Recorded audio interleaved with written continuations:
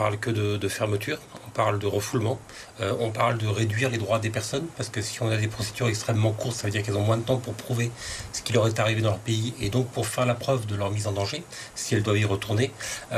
On ne parle pas d'augmenter les capacités d'accueil et d'améliorer un accueil digne de ces personnes. On a des personnes qui ont subi des violences, qui ont fui la guerre, qui ont fui beaucoup les groupes djihadistes.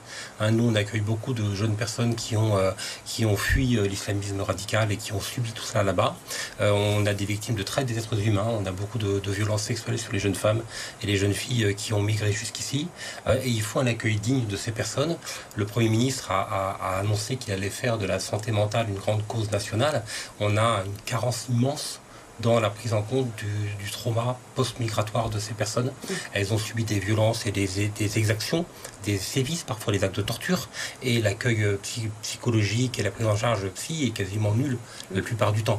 C'est vraiment le parent pauvre. Donc on pourrait parler de tout ça, et on ne parle que répression en s'alignant sur la politique d'extrême droite de l'Italie.